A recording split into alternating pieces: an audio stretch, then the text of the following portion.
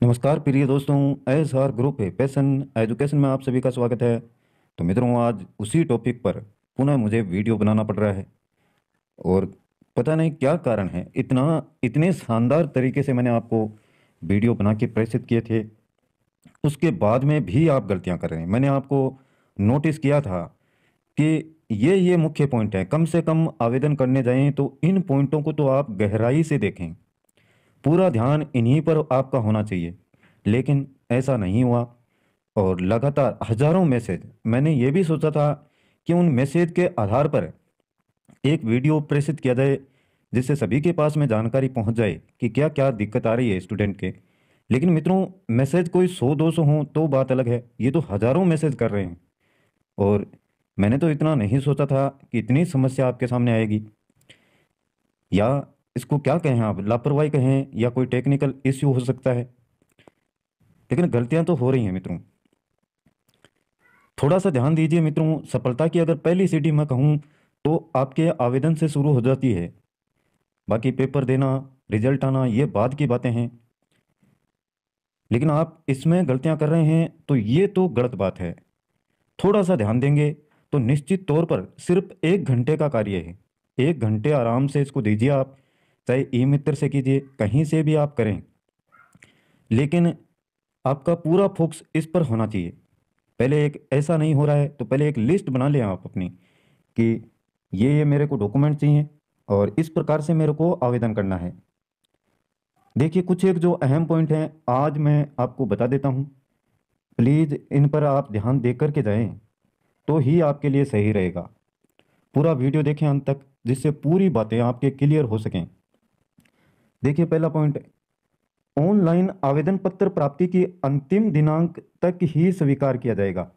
ये तो हो गई बात कि जो 19 जनवरी है अभी तक, अगर सरकार चेंज करती है, बोर्ड इसमें चेंज करता है, बदलाव करता है, तो बात अलग है। नहीं तो अंतिम दिनांक तक ही स्वीकार किए जाएंगे।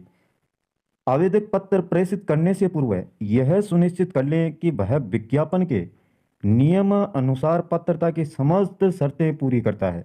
जो आपने आवेदन किया है वह विस्तृत विज्ञप्ति के अनुसार हो एवं पद के संबंध में चाहिए आवश्यक समस्त सूचनाएं संबंधित कॉलम में सही सही एवं पूर्ण भरी गई हैं। ये भी देख लें, सही होनी चाहिए और पूर्ण रूप से भरी जानी चाहिए।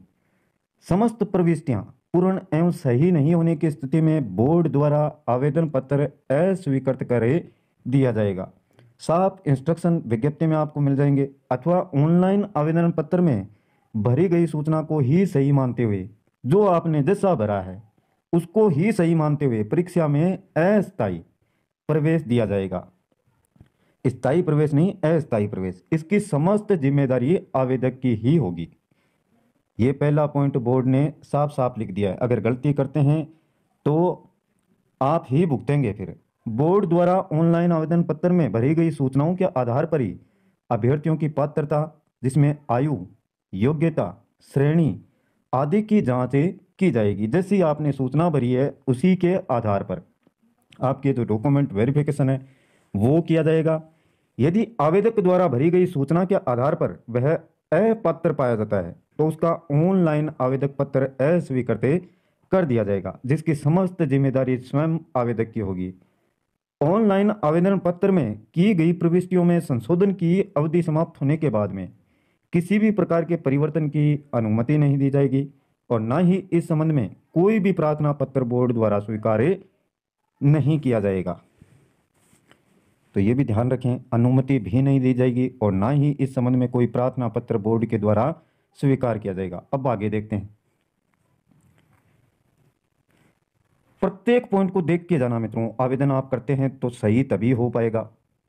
आवेदक जिनके ऑनलाइन आवेदन पत्र अंतिम दिनांक तक बोर्ड कार्यालय को पूर्ण सूचना सहित प्राप्त होंगे,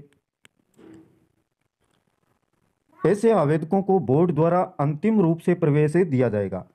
परीक्षा के लिए प्रवेश पत्र जारी करने का यह अभिप्राय नहीं है कि बोर्ड द्वारा उसकी उम्मीदवारी अंतिम रूप से सही मान ली गई है। प्रवेश पत्र जारी होने से यह नहीं कि आपकी जानकारी जो भरी गई है वो सही मान ली गई है, अथवा उम्मीदवार द्वारा आवेदन पत्र में की गई प्रविष्टियां बोर्ड द्वारा सही मान ली गई हैं। बोर्ड द्वारा आवेदकों की पात्रता की जांच मुख्य परीक्षा के बाद अलग से की जाएगी। जब आपका पेपर हो जाएगा और आप उसके बाद में सेलेक्ट होते हैं तो आपके जो डॉक्यूमेंट हैं उनका वेरिफिकेशन होगा। तब सही प्रकार से जांच होगी कि क्या आपने भरा है सही है या गलत है। फोटोग्राफर फोटोग्राफ और हस्ताक्षर स्कैन और अपलोड अपलोड करने के जो दिशा निर्देश हैं वो देख लीजिए। फोटोग्राफ और हस्ताक्षर स्पष्ट नहीं होने पर आवेदन अस्वीकार किया जा सकता है। नवीनतम रंगीन फोटो होनी चाहिए, अधिकतम 6 माह पुराना, और मोबाइल व अन्य स्वयं रचित फोटो का उपयोग नहीं करें। फोटो की पृष्ठभूमि यानी बैकग्राउंड सफ़ेद या हल्के रंग की होनी चाहिए। तो ये बातें हैं, और आपका चेहरा बिल्कुल इसमें साफ दिखाई देना चाहिए। और ये कुछ इंस्ट्रक्शन है, देख लीजिए आप, कितनी फ़ोटो किस में होनी चाहिए, जेपीजी में होनी चाहिए, क्या इसकी साइज़ है, क्वालिटी कैसी होनी चाहिए, ये सब कुछ दिया हुआ है। और फोटो समय चश्मा पहन सकते हैं, लेकिन चश्मे पर चमक यानी फ्लैश नहीं होनी चाहिए। अगर आप चश्मा पहनते हैं तो काला या धूप का चश्मा नहीं होना चाहिए आवेदक की फ़ोटो पर। तो ये पॉइंट हैं, ये आपके विज्ञप्ति में दे रखे हैं, अच्छे से रीड कर लें, उसके बाद में आवेदन को फिलिप करें। इसके बाद में संशोधन की प्रक्रिया, ये मैंने आपको पहले भी बताया था कि क्या क्या संशोधन आप ऑनलाइन कर सकते हैं और क्या क्या नहीं कर सकते हैं।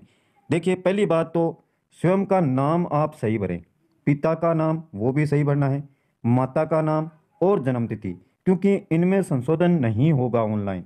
तो ये तो लिख के ले जाएं आप अच्छे से, या मार्कशीट आपके साथ में ले जाएं, उन्हीं में से प्रविष्ट करें आप।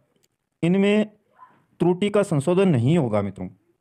और संशोधन 7 दिवस यानी आवेदन प्राप्ति की जो अंतिम दिनांक है उसके पश्चात 7 दिवस के भीतर हो जाना चाहिए। 300 रुपये प्रति संशोधन के आपसे लिए जाएंगे। अगर स्वयं के नाम में संशोधन करवाना है तो 300 रुपये, इसमें तो होगा ही नहीं। लेकिन अन्य मान लीजिए इनके अलावा जो भी संशोधन करवाना है तो 300 रुपये चार्ज है उसका। ऑनलाइन आवेदन किया उसी प्रकार से ये प्रक्रिया होगी। उसके बाद में ये पॉइंट पे अहम है आपके लिए, यदि किसी अभ्यर्थी के ऑनलाइन आवेदन में त्रुटि रह जाती है तथा वह किसी कारणवश आवेदन करने की अंतिम दिनांक के पश्चात 7 दिवस के भीतर अपने ऑनलाइन आवेदन में संशोधन नहीं कर पाता है तो उसे अपने ऑनलाइन आवेदन में संशोधन करने का एक और अंतिम अवसर परीक्षा आयोजन के पश्चात ऑनलाइन त्रुटि संशोधन हेतु एक निश्चित समय दिया जाएगा, जिसमें अभ्यर्थी अपने ऑनलाइन आवेदन की त्रुटि को ऑनलाइन संशोधन कर सकेगा। तो ये एक मौका और दिया जाएगा बाद में, परीक्षा के बाद में नोटिस आएगा इस प्रकार का जारी होगा कि अब भी आप सुधार कर सकते हैं इसमें आवेदन में। ऑनलाइन आवेदन में संशोधन हेतु दिनांक एवं समय की सूचना पृथक से बोर्ड की वेबसाइट के माध्यम से दी जाएगी। उक्त निर्धारित समय में अभ्यर्थी अपने ऑनलाइन आवेदन में निर्धारित संशोधन शुल्क 300 रुपये ऑनलाइन आवेदन की प्रक्रिया के समान भुगतान करके संशोधन कर सकेगा। और ऑनलाइन आवेदन में अभ्यर्थी केवल श्रेणी, क्षत्रिय श्रेणी, विशेष श्रेणी, उप श्रेणी, वैवाहिक स्थिति या विधवा है, परित्यक्ता है आदि में ही संशोधन कर सकेगा। अभ्यर्थी अपने ऑनलाइन आवेदन में अपने स्वयं के नाम, माता पिता के नाम, शैक्षणिक योग्यता देख लीजिए, इसमें बहुत सारी गड़बड़ियां कर रहे हैं आप।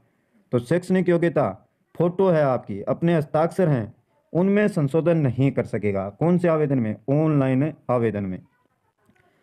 आवेदक को अपने नाम, माता पिता के नाम, पते, शैक्षणिक योग्यता, फोटो एवं हस्ताक्षर से संबंधित त्रुटियों में संशोधन के लिए, अब ये पॉइंट अहम है, देखिए, संशोधन के लिए चयन होने की स्थिति में पात्रता की जांच एवं दस्तावेजों के सत्यापन के समय पर्याप्त साक्ष्य प्रस्तुत करने पर अवसर दिया जाएगा। तो तब ये सही हो जाएंगे।